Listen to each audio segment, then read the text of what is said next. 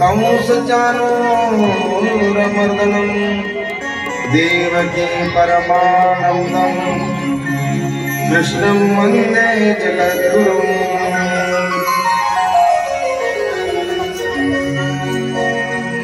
भीष्मद्रोणतटा जला गान्धारणीलोत्पला शल्यग्रामवती कृपेण महनीकर्णेन वेलाकुरा अश्वस्थामविकर्णघोरमकरा दुर्योधनावर्तिनी सोत्तीर्णाटन पाण्डवैर्नदे कैवर्तकेशवा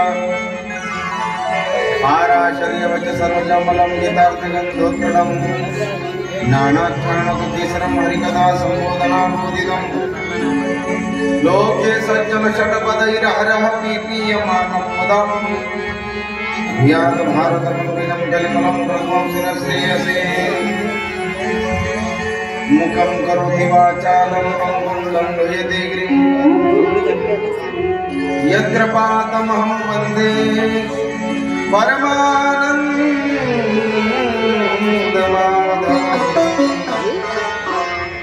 ब्रह्मानन्दं परमसुखदं केवलं ज्ञानमूर्ति द्वन्द्वातीतं गगनसदृशं तत्त्वमस्यादिलक्ष्यम् एकं नित्यं विमलमचलं सर्वदी साक्षिभूतं भावातीतं त्रिगुणरहितं सद्गुरुं तं नमामि। गुरुर्ब्रह्मा गुरुर्विष्णु गुरुर्देवो महेश्वरः गुरुर्साक्षात् परब्रह्म तस्मै श्री गुरुवे नमः।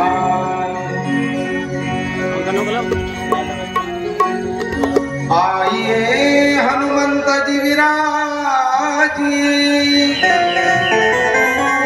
कथा करो मति अनुसार प्रेम सहित गादी धरो पधारियो पवन कुमार सियावर रामचंद्र की महादेव की पवन सुत हनुमान महाराज की जय। श्री भागवत महापुराण की जय। सच्चिदानंद सद्गुरु साईनाथ महाराज की जय। बोलो रे भाई भाई सर्व संतन की जय।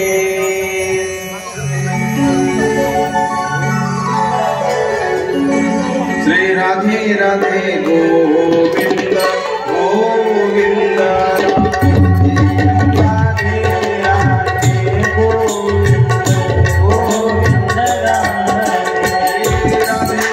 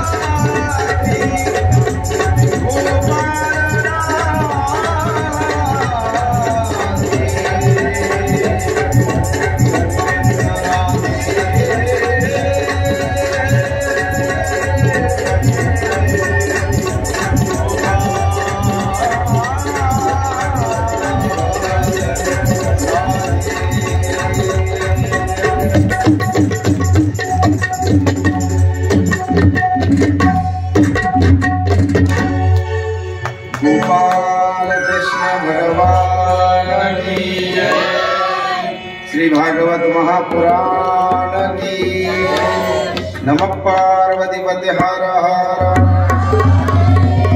हर हर महादेव। अकारण करुणावरुणालय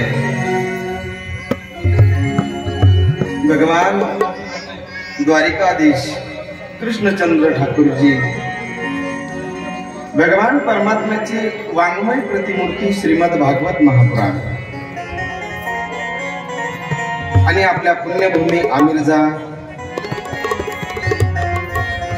टोली निवासी आमिरजा निवासी सर्वांच्या वतीने आयोजित असलेली ही श्रीमद भागवत महापुराणाची कथा आणि अमर कथा ऐकणारे सर्व आमिरजातले सर्व भाग्यवान व्यास मंचावरून सर्वांच्या चरणावर वंदन करतो। लहान थोर माता मावल्या सर्वांच्या चरणावर वंदन करून सेवेला आजच्या पंचम पुष्पाला प्रारंभ करत असताना सकाळच्या सत्रामध्ये आपण कथा बघितली।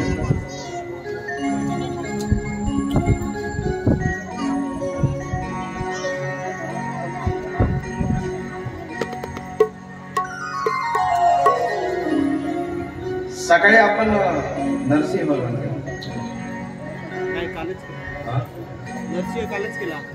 सकाळी आपण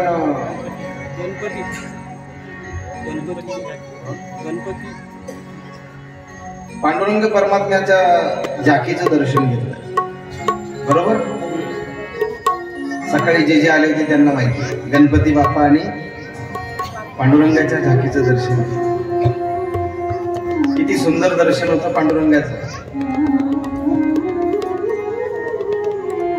विटेवर उभे आहेत, कटेवर कर आहेत, कंठामध्ये कौस्तुभमणी आहे, कानावर मकराकृत कुंडल आहेत, मकर कुंडले तळपती श्रवणी, कंठी कौस्तुभमणी विराज।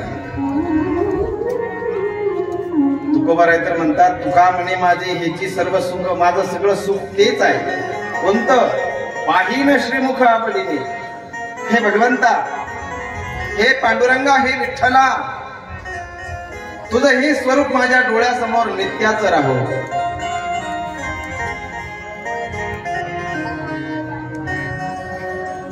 डोळे भरोनिया पाहिन तुझे मुख,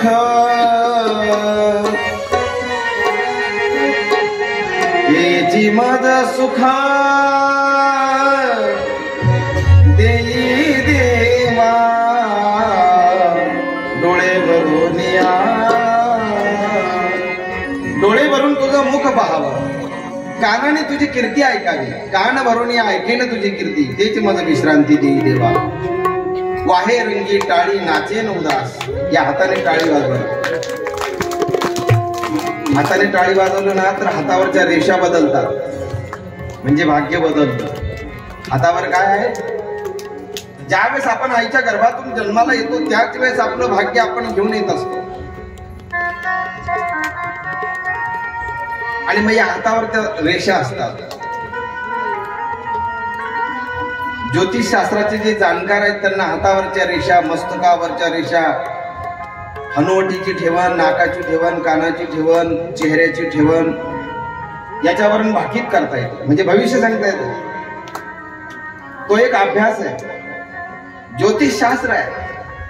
परंतु ज्योतिषशास्त्राचे आता अस्खलित जाणकार राहिले नाही व्हिडिओ, फार कमी लोक आहेत। ज्यांचे गुरु पक्के आहेत, त्यांनी शिकवले, त्यांना चांगलं ते सांगू शकतात। आपल्या मस्तकावरच्या रेषा आहेत, परंतु त्या मस्तकावरच्या रेषा सुद्धा बदलण्याची ताकद कशामध्ये आहे? या हाताने टाळी वाजवतो ना आपण आणि भगवंताचं नामस्मरण करतो ना, तर त्यावेळेस काय होतं? नामस्मरणाने आपलं भाग्य बदलतं। जर कधी आपल्या भाग्यामध्ये जर कधी काही चुकीचे दोष असतील, चुकीचे योग असतील, तर ते योग बदलले जातात। म्हणून सकाळी उठल्यानंतर अगोदर आपण हाताचं दर्शन घेतो बघा।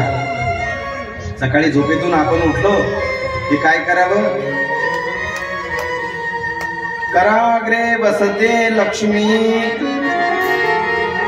करमुल्ये सरस्वती करमध्ये तू गोविंदम प्रभाते करदर्शनम. कर म्हणजे हात. या हाताचं दर्शन घ्यावं आपण, कारण याच हाताने आपण लक्ष्मी कमवतो, याच हाताने आपण कर्म करतो, याच हाताने आपण टाळी वाजून पुण्य कमवतो, याच हाताने आपण दान धर्म करतो. म्हणून या हाताने पाप घडू नये याच्याकरता दररोज भगवंताचं दर्शन या हातामध्ये करावं. कराग्रे